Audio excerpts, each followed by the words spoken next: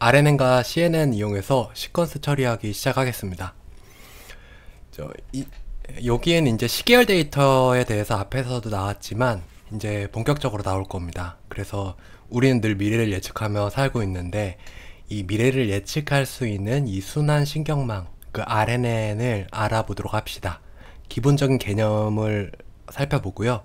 이걸 역잠파에서 네트워크를 훈련하는 방법까지 이제 백 프로파게이션 까지 보고, 그리고 아리마하고 아르마 모델을 그 시계열 설명하면서 나오거든요. 그래서 RNN하고 같이 돌려보면서 비교할 거고, 그리고 이게 장기로 가게 되면 RNN은 단기 기억에 최적화되어 있기 때문에 장기로 갔을 때 이거 장기 기억을 어떻게 그 메모리를 못하는 걸 어떻게 극복할 거냐. 그래서 LSTM과 그 GRU에 대해서 확장하는 것을 배워볼 거고요.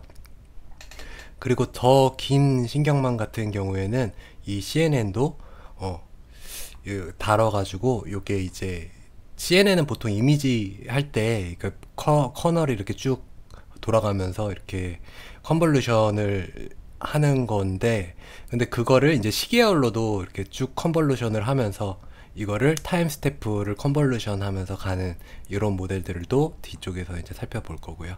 그래서 웨이브넷까지, 웨이브넷은 이제 알파고 만들었던, 예, 어쨌든 걔네들이 딥마인드? 예, 딥마인드가 만든 건데, 이제 그걸로도 예, 한 시퀀스를 구현한 건데, 이것도 뒤쪽에 살펴보도록 하겠습니다. 여기까지. 참, 네. 딥마인드 노벨상 받았더라고요. 아, 들었어요? 이번에 노벨 물리학상, 화학상 받았죠? 아, 예, 예. 네. 상당히. 아, 알파폴드 때문에. 예. 아무튼, 네. 예, 대단한 것 같습니다. 예, 그래서 이 설정부터 해가지고 이제 볼 건데요.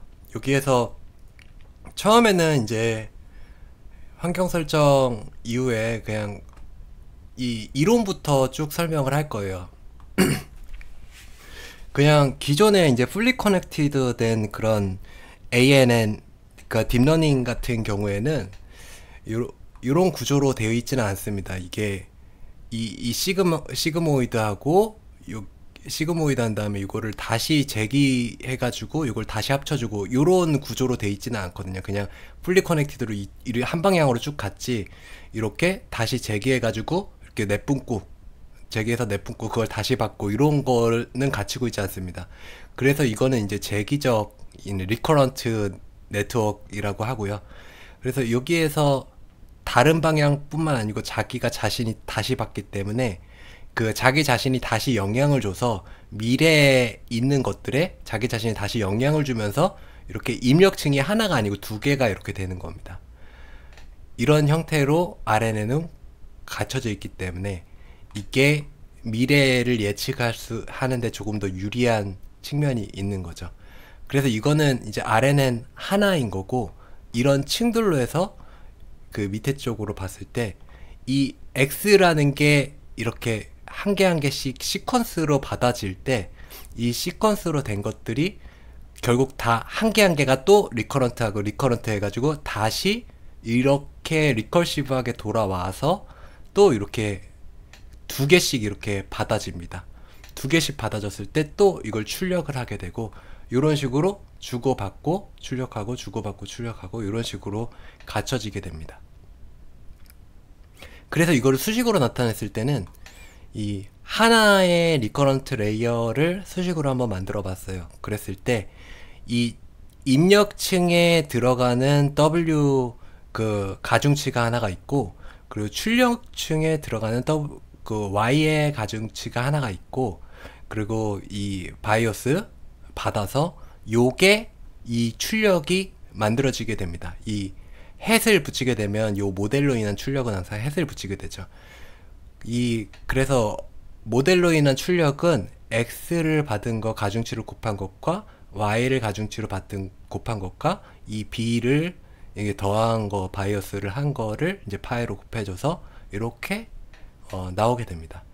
이거를 이제 이 타임 시리즈를 이렇게 쭉 붙여가지고 시계열로 해서 보게 되면 이게 이제 여기서는 이제 하나만 봤던 거고, 층 하나만 봤던 거고, 요 층들을 여러 개를 곱하게 된 걸 수식으로 나타냈는데, 여기서 이제 차이점은 이 x가 이제 한 개만 들어갔었기 때문에 소문자 x로 쓰였죠. 근데 이거는 이제 대문자 x로 이렇게 쓰여서 이 x로 받은 것과 y 햇으로 해가지고 받았던 게 다시 들어가기 때문에 이 전 단계의 y 햇, 그러니까 전 단계에서 나왔던 결과치가 둘 다 들어가서 w의 가중치를 받고 그 플러스 b를 이렇게 받는다, 이렇게 간단하게 나타낼 수가 있습니다. 그래서 이 수식을 좀 더 풀어서 보면 x 그 t 인 그 x t일 때의 x의 입력값과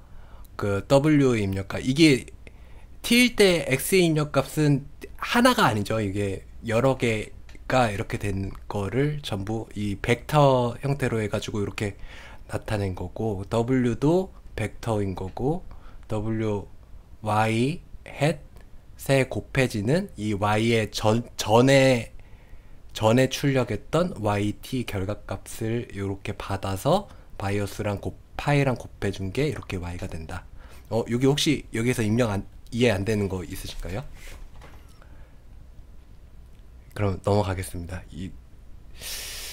그래서 이것도 이제 같은 설명을 하는 거고요. 그랬을 때 여기에 이제 위에 것과 요거의 차이는 여기에 그냥 y 햇이라고만 표현을 했었잖아요. 그런데 그게 아니고 여기 이제 이 모델에 대한 걸 설명을 하는 거예요. 이 모델은 계속 모델 자체도 업데이트가 되면서 시계열에 따라서 업데이트가 되면서 노드가 업데이트가 되는데, 그 노드를 이 H라고 한다. 은닉층의 히든층이죠. 그래서 이 히든층이 계속 업데이트가 된다. 왜냐면 재기적으로 계속 이 값들을 받기 때문에 이 값들을 받으면서 업데이트가 된다. 그래서 이런 것들을 시퀀스 투 시퀀스 네트워크로 이렇게 출력층을 만들 수가 있습니다. 이거는 기본적으로 자기 자신이 받았던 거를 그대로 다 내뱉으면서 이 내뱉는 결과값을 계속 읽는 거죠. 그랬을 때 요거를 시퀀스 투 시퀀스 네트워크라고 하고요. 그렇게 하지 않고 이거를 다 계속 받는데 이 기존에 받았던 것들을 한 번에 내뱉는, 그거를 이제 벡터 투 시퀀스 네트워크라고 합니다. 왜냐면 이걸 기존 것들을 이 시퀀스들로 쫙 다 받았는데 이걸 결국은 시퀀스들을 합쳐서 한 번에 내뱉는 거잖아요. 그러면 이거를 내뱉는 거는 요런 벡터가 아니고 시퀀스로 내뱉잖아요. 그래서 벡터를 받아서 시퀀스로 내뱉는다. 그래서 벡터 투 시퀀스 네트워크 구조라고 합니다. 이런 거는 네. 오른쪽 위에가 시퀀스 투 벡터 아니에요? 아, 예. 시퀀스 투 벡터. 제가 벡터 투 시퀀스라는 예, 시퀀스들을 쭉 받아서 예, 벡터로 이제 내뱉는, 그러니까 기존 것들을 이제 무시하고 그 벡터로 이렇게 내뱉는 요거를 이제 시퀀스 투 벡터 네트워크라고 하고요. 그리고 이 반대로 이 시퀀스들을 쭉 이제 입력 벡터를 반복해서 시퀀스를 입력하는 게 아니고 벡터 자체 이게 한 번에 쭉 받아가지고 이걸 시퀀스별로 내뱉는 거를 이제 벡터 투 시퀀스, 이거랑 이제 반대인 거죠. 벡터가 하나가 있는데 이건 이제 예를 들면 그런 거죠. 그 주식 시계열 데이터에 한 10일치 데이터를 쭉 받아서 이거를 다 계산해서 매번 내뱉는 게 아니고 그 다음 일차를 계산을 하는 거는 이제 이런 식으로 계산을 할 수가 있겠죠. 그리고 이런 거 같은 경우에는 이제 그 말뭉치 가 이렇게 있는데 말뭉치 데이터를 그대로 받아서 이거를 번역을 해가지고 한 개 한 개씩 이렇게 내뱉어 주는, 예, 이런 것들은 이제 벡터 투 시퀀스가 될 수도 있을 거고요. 예, 시퀀스 투 시퀀스는 이제 일반적인 거고, 마지막으로 이제 이게 이 모형이 이제 나중에 그 뭐죠? 어텐드 메커니즘이 기본이 되는 이 인코더랑 디코더, 예, 뭐 이런 식으로 해서 인코더하고 디코더로 해서 벡터 투 시퀀스 네트워크를 두 개를 이렇게 붙여가지고 구성을 할 수가 있습니다. 그랬을 때, 이 인코더, 디코더를 이걸 벡터 구조로만 받아서 이 벡터 구조를 두 개를 받아가지고 구성을 한 게 나중에 어텐드로 해가지고 다음 시간에 이제 배워볼 거고요. RNN을 훈련하기 위한 기법은 타임 스텝으로 네트워크를 펼치고 역전파를 활용한다. 그래서 backpropagation through time 이렇게 해가지고 나오는데, 그냥 간단하게 보면은 저희가 이제 이런 구조로 해가지고 구성이 돼 있잖아요. 이거를 역전파를 통해서 이 기존에 이 내뱉지 않는 것들은 학습을 시키지 않고, 이 Y가 내뱉는 것들이면 학습을 다 백프로파게이션으로 시키고, 그리고 이쪽도 요 내뱉는 것들도 다 백프로파게이션, 이게 W가 있으니까, W가 아까 요것도 다 W가 있었잖아요. 요 W랑 그리고 이 X에 대한 W랑 이것도 다 백프로파게이션으로 학습을 시켜서 이 W를 더 발전을 시킨다. 그렇게 학습을 시킨다라는 게 그 BPTT의 기본적인 방식입니다. 자, 여기까지 이제 RNN에 대해서, 이 RNN의 기본 방식과 그 수식과 그리고 이게 여러 개를 합쳐졌을 때 그런 구조에 대해서 다 배워봤습니다. 인코더, 디코더까지 다 배워봤고요. 그리고 BPTT까지 해서 이걸 학습을 어떻게 시키는지까지 봤습니다.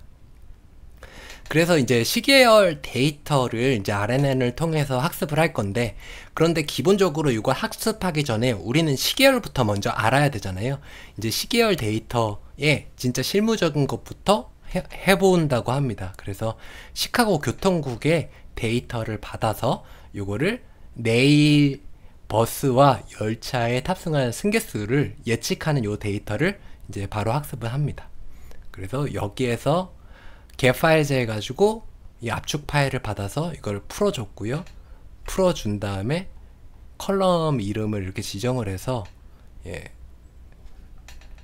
이렇게 돌려봤어요. 그러니까 3월부터 5월까지의 데이터로 버스, 열차의 날짜별로 해서 버스는 파란색으로 열차는 주황색으로 해가지고 이렇게 플롯을 쇼를 해봤습니다.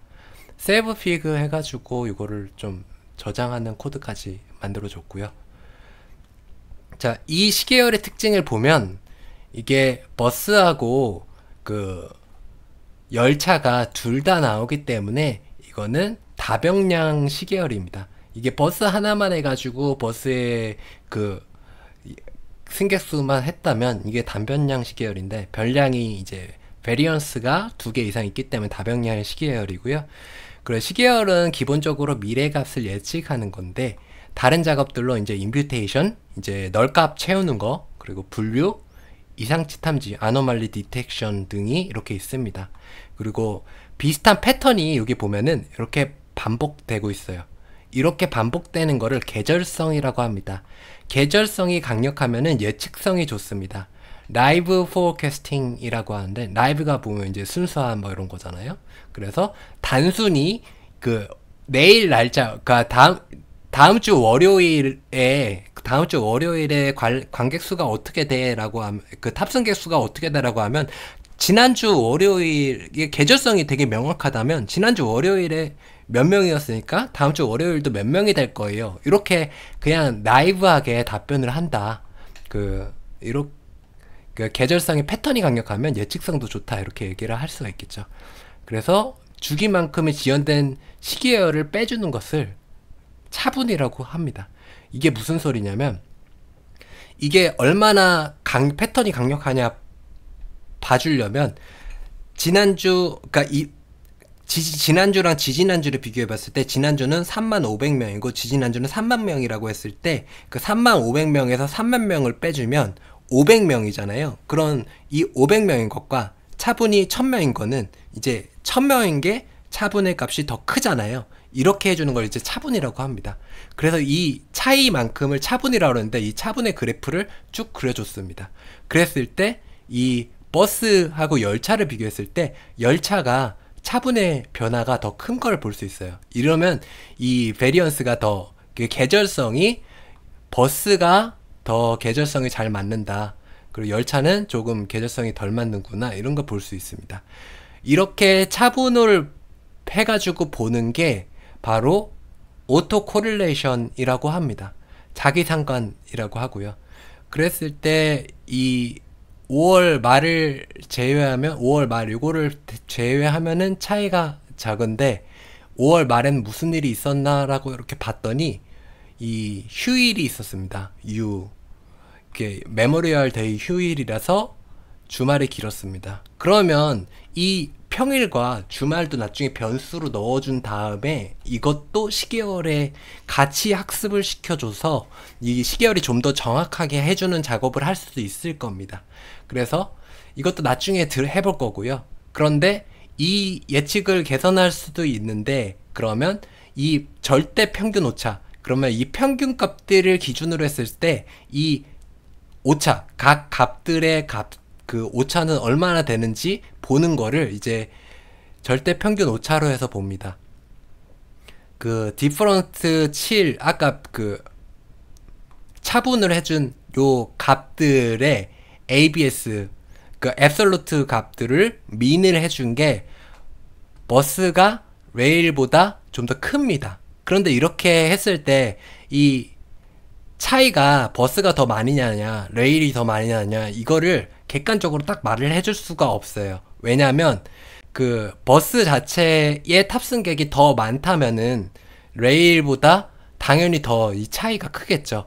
그렇기 때문에 요 타겟 값을 이 전체적인 타겟 값을 다 만들어준 다음에 이 타겟 값으로 나눠줘서 이거를 앱솔루트가 아니고 상대적인 그런 렐리번트하게 바꿔주는 거예요. 그랬을 때 우리는 비교를 할 수가 있겠죠.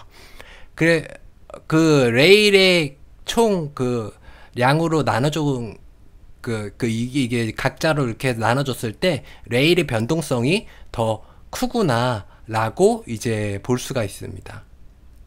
모수를 이제 스케일을 다 같이 맞춰준 거죠. 기차의 비율 오류가 더 큰 것을 볼 수 있다. 여기서도 이제 열차가 비율 오류가 더 컸었죠. 예, 이렇게 해서 스케일을 맞춰주게 되면은 바로 딱 볼 수가 있습니다.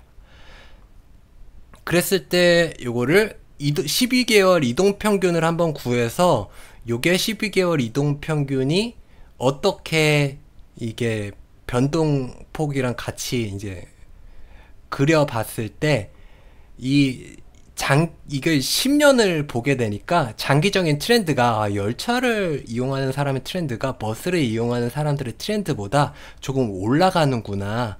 이렇게 계절성을 넘어서 이거 좀 더 길게 보게 되면 트렌드도 볼 수가 있습니다. 그래서 이동 평균을 보게 되면 트렌드도 같이 볼 수 있다. 그래서 아까 이 차분으로 해가지고 자기 상관성을 봤다면 이제는 그 무빙 에버리지를 통해서 이 트렌드도 같이 파악을 할 수가 있게 됐습니다. 그래서 시계열을 봤을 때 그 오토 코릴레이션이랑 이 무빙 에버리지랑 좀 같이 봐주게 되면 트렌드도 파악할 수 있고 계절성도 같이 파악할 수 있습니다. 그래서 이걸 아까 그런데 이 차분을 하게 되면 이 차분에서는 계절성이 없어졌었죠. 그래서 이 차분을 하게 되면 계절성도 사라지게 되고 트렌드도 사라지게 됩니다. 그래서 차분은 이 통계적인 속성이 일정한 정상 시계열로 분석을 하는데 더 용이해지기 때문에 이렇게 차분을 해서 그 데이터를 정상성으로 만들어줍니다. 그 시계열은 그래서 정상성 기준으로 됐을 때 통계적으로 분석이 용이해진다. 예, 이렇게 되고요. 그래서 여기서 나오는 개념이 아르마 분석입니다.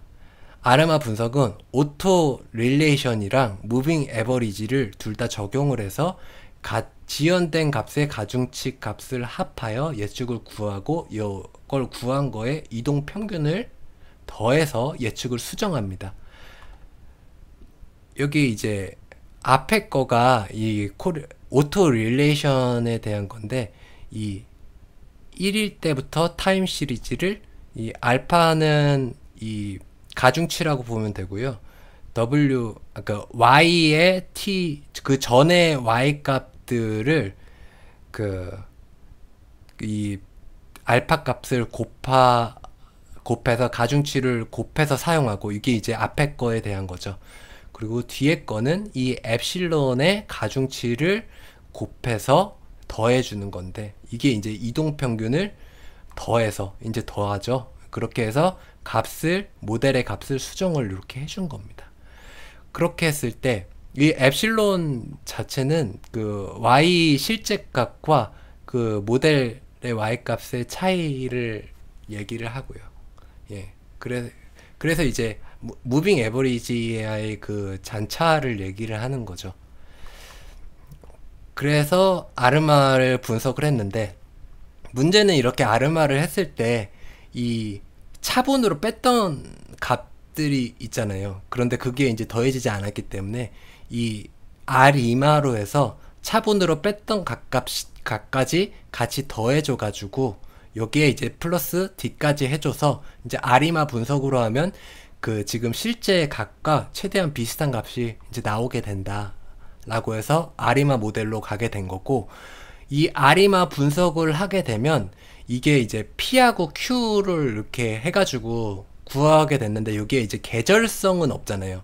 예를 들어서 일주일이면은 아까 계절성 월요일이랑 화요일 이런 지수들이 아예 값이 다른데 그런 것들도 저 변수로 해가지고 활용을 해줄 수 있게 해주려면 이 시즈널도 특징도 들어가야 됩니다. 그래서 P 차분으로 해줬던 D, Q 이렇게 하고 시즈널 특성을 한 D 대문자 D, Q 이렇게 하고 시즌 개수 7 이렇게 해서 총 7개의 파라미터가 아리마 모델에 들어가게 됩니다. 여기 보시면 이렇게 들어가게 되죠. 아리마 모델로 이 스태츠 모델에서 가져와서 날짜 이렇게 가져왔고요. 이 데이터 넣어줬고 오더는 P, D, Q 이렇게 해줘서 P는 지금 1로 이렇게 그 1의 단계만큼 P를 적용을 해준 걸 오더로 들어가게 돼준 거죠. 그렇게 해줬을 때 시즈널 오더는 0, 그 차분은 1 정도로 넣어줬고요. Q는 1로 넣어줬고 시즌은 7로 넣어줬습니다. 이렇게 해서 핏을 해줬을 때 그냥 단순하게 이 아리마를 적용해줬을 때 42775파를 이렇게 계산을 해줬습니다.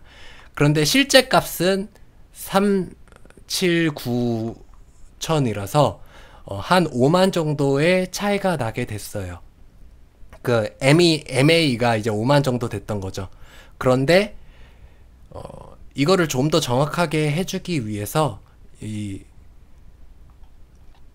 차분 값을 시프트를 하루를 적용을 해줘서 투데이를 적용을 해줘서 D 값을 이제 차분을 1을 해준 다음에 이렇게 적용을 해가지고 돌려준 겁니다.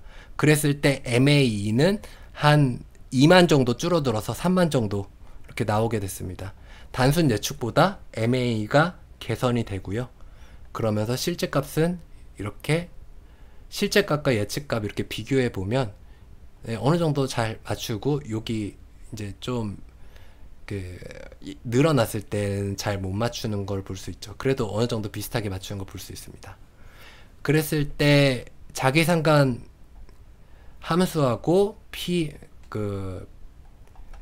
상관관계 함수 이게 이제 무빙 에버리지인 거고 ACF가 그 자기상관계수 구할 때 이건데 이거를 이제 그래프로 그려서 얘네가 이제 0으로 수렴하는 점을 P점으로 잡아주고 이게 무빙 에버리지 같은 경우는 요게 실내 구간 안에 있는 요 점 중에 이제 첫 번째로 수렴하는 그걸 잡아주는데 여기엔 딱히 없으니까 이제 0으로 해준 거고 P는 여기서 이제 첫 번째에서 두 번째로 넘어갈 때 이렇게 되기 때문에 첫 번째 점 1로 해가지고 P가 아까 1 넣었었고 Q를 0으로 넣었었잖아요. 그리고 D는 적용을 안 했었고 그렇게 해서 요거를 이렇게 잡아주게 됐습니다.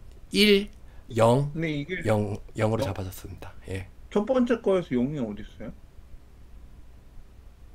자기상과 왼쪽 ACF에서. 이 첫 번째 거에서 이제 0이고 이게 두 번째가 1이잖아요. 1에서 0 이하로 떨어지는 이 첫 번째 그 아, 떨어지는 거에 0이고 첫 번째 점인 이걸 1로 잡아준 거죠, P를. 오른쪽 것도 0 이하로 떨어지잖아요. 그 그런데 말씀이신. 여기에서는 실내 구간에 지금 저는 들어오지 않아서 이거를 그냥 원래 0에서 3 사이로 가능하면 P에서 Q를 잡는데 여기 뭐 딱히 잡을 수 있는 게 없기 때문에 그냥 0으로 적용을 해준 건데, 그런데 사실 이거 같은 경우는 너무 이게 로그가 커서 정상성을 음, 만족한다고 볼 수가 없기 때문에 0이든 1이든 어쨌든 좀 아리마 모형으로 하기에는 이건 좀 적당하지는 않다라고 생각이 듭니다. 네. 예. 그래서 이거는 일단 여기까지 해서, 아리마는 사실 여기서 메인이 아니었고 시계열을 분석을 하는 이 패턴 그 방식에 대해서 설명하기 위해서 아리마를 넣은 거라고 생각이 들거든요. 결국 그 예측을 하기 위해서는 기존에 어땠는지 그리고 평균은 어땠는지 요 두 가지를 보게 되는데, 요 두 가지를 보기 위한 게 이제 아리마 모델이다 라고 보시면 될 것 같습니다. 그래서 이거를 이제 보셨겠지만 이걸 수기로 하고 P를 잡고 Q를 잡고 이게 뭐 그래서 좀 더 편하게 해주기 위해서 오토 아리마라는 것도 나오고 그랬는데, 이런 것들 다 필요 없이 그냥 딥러닝 하나로 그냥 다 끝납니다. 이제 뒤쪽에서 이제 그걸 보겠습니다. 예, 그 일단 딥러닝에 넣기 위해서는 텐서플로우 데이터셋을 이용해서 데이터셋부터 만들어줘야 되는데요. 이거는 앞에서 좀 계속 실습을 했었습니다. 뭐냐면 0에서 5를 담은 시계열 데이터를 이제 윈도우 사이즈 3이고 배치 2인 데이터셋을 이렇게 만드는 건데요. 이 util에서 타임 시리즈 델타, 이거는 이제 뒤쪽에서 계속 쓰이니까 익숙해지면 좋을 것 같고요. 그래서 여기 데이터 넣고 타겟을 저희 윈도우 사이즈가 이제 3이니까 요 윈도우 사이즈 3으로 시퀀스 랭스 넣고 3 이하인 것들, 그 뒤에 것들부터는 타겟으로 해가지고 넣습니다. 그래야 요게 3개를 받은 다음에 그 다음 게 이제 타겟으로 해가지고 잡아주는 거죠. 얘를 학습해서 얘를 예측하라, 이렇게 하는 거고, 배치 사이즈 2를 넣게 되면 요거는 이제 뒤쪽에서 설명이 되겠지만 조금 복잡해요. 얘를 안 넣고 하게 되면은 간단하게 그냥 예, 아이고, 아, 제가 이걸 시커스 랭스 여기서부터 좀 다시 가야 될 것 같네. 잠시만요.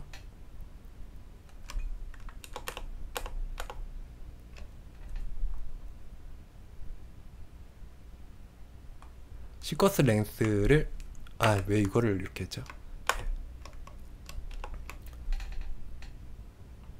예, 그냥 이렇게 간단하게 보시면 012, 123, 이게 3개씩 지금 입력을 받았죠. 그리고 결과값은 3차원으로 해서 3, 4, 5 이렇게 타겟 값들을 받았습니다. 이렇게 하면 되게 심플한데 여기에 배치를 넣어줘서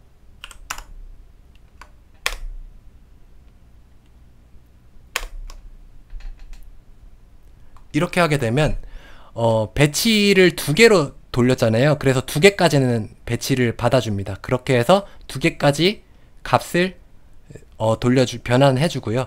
근데 이제 그 다음 값이 이제 나머지가 하나가 남잖아요. 이게 2개까지는 받았으니까 요 하나에 대한 거를 그 다음에 배치 결과물인 5로 해가지고 이렇게 표현을 해줍니다. 그래서 이 배치 사이즈를 2로 돌려주게 되면 이 단위로 이 샘플의 배치를 잘라줘라, 요 얘기입니다. 그 다음에 뭐 이거는 이제 아까 해본 거니까 넘길게요. 윈도우 이런 식으로 잡을 수도 있습니다. 윈도우 메서드 사용해 가지고 요 배치를 4로 해서 Shift 1, 그러면 이제 한 개씩 옆으로 옮기면서 잡아줘라는 거고, 그러면 4개씩 배치를 잡아줬고 그 다음에 남는 것들은 이렇게 돌아가는 걸 봤었고요. 근데 이거보다는 아까 위에 했던 요걸로 이제 타임 시리즈 요걸로 해가지고 계속 쓰기 때문에 요걸로 익숙해지는 게 더 좋을 것 같습니다. 예, 이건 넘기겠습니다. 그래서 to 윈도우 해가지고 이렇게 해서 뭐 맵 해가지고 이렇게 앞에 거 뒤에 거에서 윈도우 하나에 요거를 먼저 데이터셋을 잘라 이렇게 해준 다음에 이걸 입력이랑 타겟 데이터 한 개로 해가지고 잘라준 다음에 이렇게 구성을 했다, 이렇게 보시면 되고요. 이제 이거 위에 거 만드는 방법은 해봤으니까 이제 학습 바로 해보겠습니다. 여기 회귀 데이터 만들기 위해서 첫 번째로는 그냥 기본적인 딥러닝을 통한 선형 회귀 모델을 만들어 볼 거고요. 데이터셋 구성했고 여기에서 댄스 레이어를 그냥 한 개만 구성해 가지고 이렇게 돌려봤습니다. 그랬을 때 이거는 한 개, 댄스 레이어가 한 개밖에 없으니까 되게 빨리 돌아갈 거예요. 그래서 이것만 한번 돌려볼게요.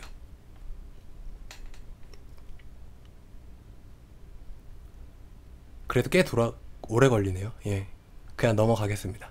어쨌든 결과가 뭐 사리마 모델보다 별로 좋지가 않았어요. 그 36,000 정도 나와서 그 MA가 그 RNN을 한번 사용해 가지고 해보겠습니다. RNN을 사용하는 방법은 이 케라스의 텐서플로우 케라스의 레이어에 심플 RNN이 있습니다. 그래서 이제 요거를 아까 RNN 그 셀에 대해서 알아봤죠. 그래서 한 개만 RNN 셀을 이용해서 이렇게 인풋 쉐이프는 한 개를 넣어주겠다, 그 X는 한 개만 들어가겠다, 이렇게 해가지고 구성을 해준 겁니다. 그렇게 해서 돌아갔을 때 훨씬 더 안 좋아졌습니다. 근데 이게 그럴 수밖에 없는 게 이 데이터셋 자체가 56개의 값을, 이전 값을 만들어 줬어요. 여기 데이터셋 만들 때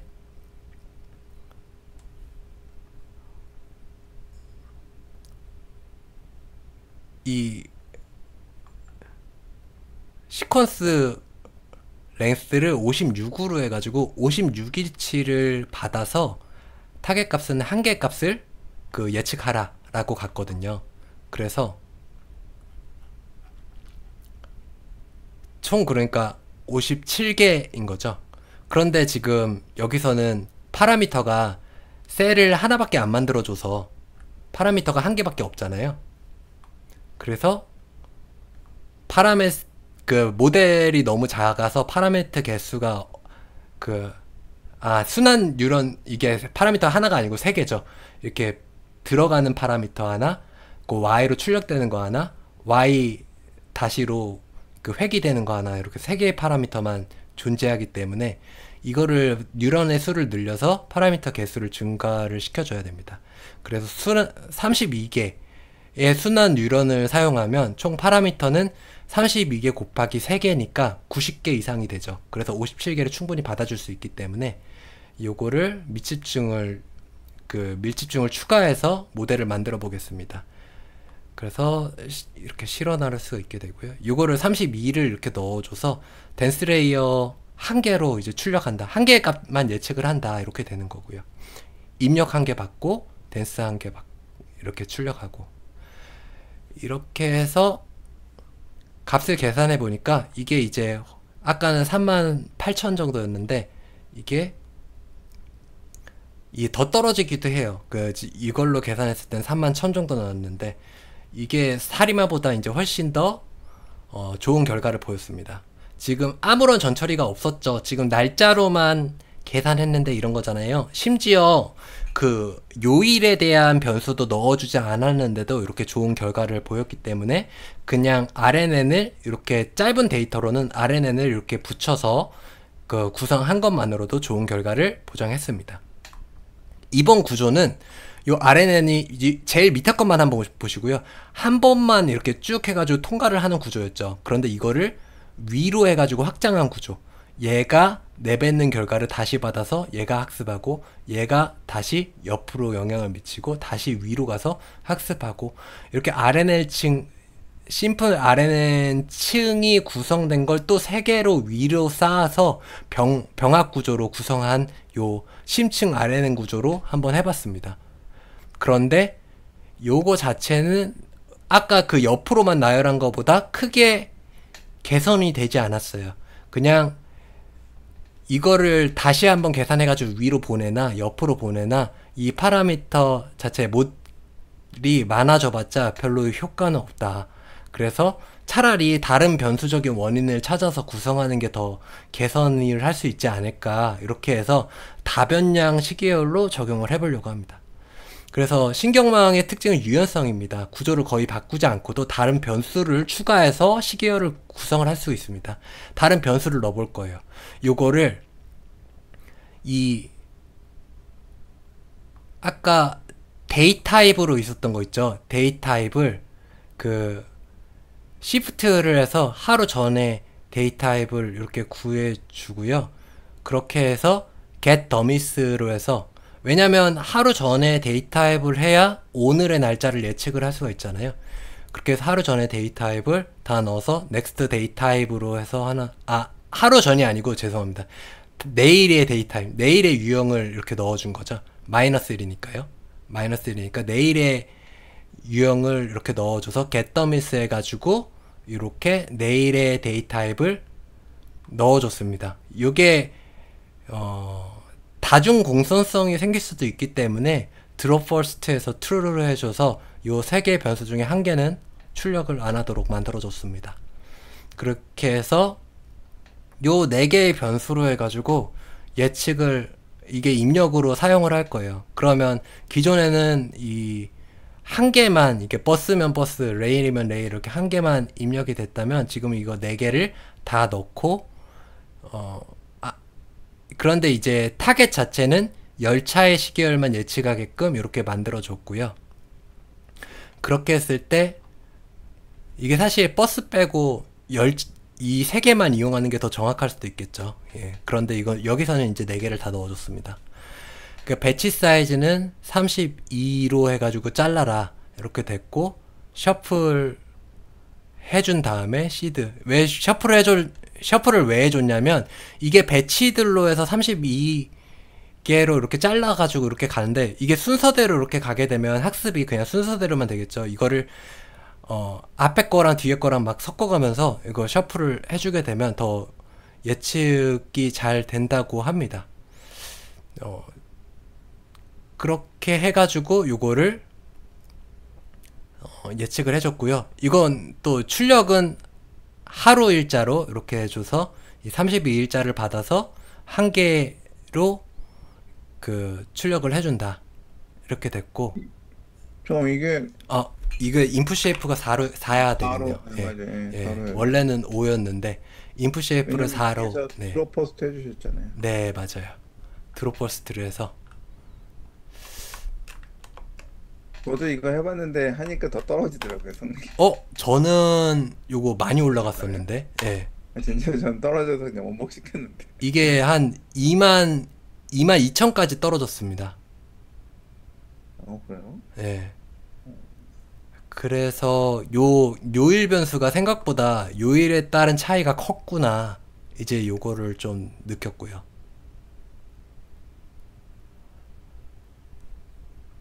그래서 요거는 지금 한 개만 예측을 한 건데 이게 500까지 떨어질 때까지 좀 시간이 너무 많이 걸리니까 바로 다음 거 해보겠습니다. 이게 훨씬 더 좀 개선이 저는 많이 됐었고요. 그런데 이게 출력으로 지금 열차 하나만 예측을 했었잖아요. 그런데 여기에 타겟으로 버스, 레일 둘 다 넣어가지고 타겟으로 넣고 여기에 출력으로 하는 댄스를 2로 이렇게 넣어주면 둘 다 예측을 할 수 있게 됩니다. 그래서 요거를 예측을 하게 되면 예측할 때 이 출력층이 이제 두 개가 나오기 때문에 이 두 개 중에서 이제 한 개의 값을 선택을 해가지고 버스일 땐 이렇다, 열차일 땐 이렇다 이렇게 얘기를 해줄 수가 있는 거죠. 그리고 지금은 한 개의 날짜만 예측을 했는데 이제 앞으로 일어날 한 10개의 날짜를 예측을 하는 이런 모델을 만들 수도 있고요. 그렇게 했을 때 이 출력층을 이제 좀 더 늘려야 되겠죠. 출력층이 지금 2로 돼 있었는데 이제 14일의 데이터로 한 개를 그러니까 열차 하나만 예측하고 이걸 예측하게끔 그 하게 되면은 14로 이거를 1 대신 14로 바꿔준 거고요. 이게 이제 두 개의 데이터를 14일을 예측을 하게 되면 이제 댄스는 28이 되겠죠. 이렇게 해가지고 입력을 시퀀스 랭스에서 플러스 14를 해주고 타겟 자체는 이게 논을 해가지고 이렇게 구성을 하게 됐습니다. 그렇게 됐을 때 14일을 예측을 하게 되고 요거를 이제 컨볼루션 D1을 이용해서 컨볼루션 방법으로도 예측을 할 수 있고요. 그리고 여기 배치를 이용한 층 정규화도 나오게 되는데 그 여기서 뒤쪽에 나오는 내용 중에 이제 핵심은 배치 정규화보다 요 레이어 노멀라이제이션을 넣어서 층 정규화를 하는 게 훨씬 더 효율성 측면에서 좋다. 그냥 그렇게만 알아두면 될 것 같습니다. 그래서 층 정규화를 해서 하게 되면 요것도 뭐 조금 더 개선을 해주게 됩니다. 근데 저는 여기서부터는 뭐 더 이상 개선된다 이런 거는 딱히 느낌을 못 받았거든요. 그래서 거의 비슷했었고요. 요거를 이제 LSTM인데 아까 RNN 같은 경우는 받아서 다시 가고 받아서 다시 가고 그러니까 이 앞에 있었던 내용들이 나중에 여기에서 입력됐던 내용들이 뒤로 가면 갈수록 이 새로운 것들을 Y랑 X를 계속 받잖아요. 그래서 기존의 기억들이 희소가 되는 그러니까 되게 까먹게 되는 게 있습니다. 그래서 이게 RNL이 길어지게 되면 예측력이 떨어지게 됩니다. 그래서 이 예측력을 떨어지게 되는 걸 어떻게 개선을 할 거냐. 여기서는 좀 특정한 게이트를 통해서 게이트는 이제 생각을 판단을 하게끔 해주는 거라고 보면 돼요. 게이트가 여기에 forget 게이트 하나랑 이 X라고 되어 있는 것들이 이제 게이트 층인데요. 이 0 또는 1을 곱하게 되면은 통과를 시키는 거고 0을 곱하게 되면은 막아버리잖아요. 그 XOR처럼 이렇게 이런 게이트를 두게 돼서 까먹을 것들을 만들고 여기에서 입력할 것들을 선택하게 하고 아웃을 할 것을 선택을 하게 됩니다. 그리고 요게 이제 히든 하나로 입력됐다면 장기 기억을 위한 C를 하나를 추가를 시켜서 이 C를 까먹을지 말지를 판단을 하고 여기에 인풋을 더할지 말지를 판단을 합니다. 그래서 C를 유지를 계속시켜서 다음 층에서도 또 C를 받아줍니다.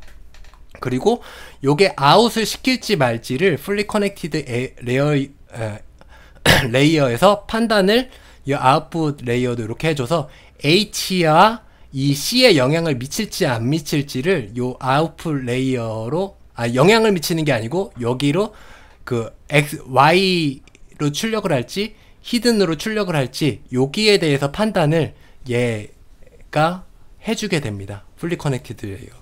그렇게 되면은 이게 이제 드롭 아웃을 하는 효과와 좀 비슷한 효과가 생겨서 게이트 3개로 해가지고 이렇게 구성을 하는 건데 대충 이런 내용이 있다는 걸 알아두시고 사용을 할 때는 LSTM만 그냥 가져와서 리턴 시퀀스 트루로 해가지고 이렇게 사용을 해주시면 됩니다. 그리고 GRU 같은 경우는 우리나라 사람이 개발한 건데 이게 게이트가 3개나 있을 필요가 없다. 그냥 하나의 게이트 제어기 이 Z와 그리고 이 노출될지 안 할지 제어하는 새로운 게이트 제어기 R 요 2개만 있으면 요게 충분히 제어가 된다 라는 인코더 디코더 구조의 네트워크로 이렇게 된다고 합니다. 이거는 해가지고 그냥 지나가겠습니다. 그리고 이 컨볼루션을 이 GRU 전에다가 이 컨볼루션을 한번 필터를 돌아가면서 돌아갔던 걸로 GRU를 붙이게 되면은 좀 더 장기 기억 패턴을 감지하는 데 도움이 된다라는 거고요. 요렇게 해서 CNN은 넘어가게 되고 웨이브넷 같은 경우는 요게 이제 아까 말씀드린 딥마인드 연구자들이 소개한 구조인데 이 컨볼루션 층을 4개 이상을 이렇게 쌓아요. 그러면 그 층들에 따라서 또 요거를 2개씩 이렇게 연결을 해줘서 이 값들이 그 계산을 해주게끔 됩니다. 이게 풀링을 이게 두 개씩 두 개씩 연동을 하니까 이게 두 배씩 늘어나는 거죠. 그렇게 해서 인풋에 대한 거를 이렇게 효율적으로 이렇게 압축을 이렇게 해주게 됩니다. 그래서 요거는 팽창 비율을 이렇게 규칙적으로 해주기 때문에 아주 긴 시퀀스도 결국에는 이렇게 잘 요약을 해가지고 처리를 해줄 수 있다. 이게 잘 반영을 효율적으로 반영을 해줄 수 있게 된다. 이게 웨이브 넷의 핵심이고 이런 식으로 지금 구현이 되어 있어서 요거는 한번 돌려보시면은 될 것 같습니다. 그래서 요 방식 그 블럭과 필터의 개수 요게 이제 웨이브넷을 구현하는데 핵심이라고 보면 될 것 같고요. 자세한 내용은 책에 더 잘 나와 있으니까 한번 보시면 될 것 같아요. 네. 여기까지 진행을 했고요. 그래도 짧은 시간이지만 딱 1시간 내에 설명을 해보고자 노력을 했는데, 예. 어쨌든 RNN과 LSTM을 이용해서 시계열을 잘 구성할 수 있고, 거기에 변수들을 넣어서 좀 더 효율적으로 구성할 수 있다. 이렇게 보시면 좋을 것 같습니다. 여기까지 마치겠습니다. 네, 네, 고생하셨습니다.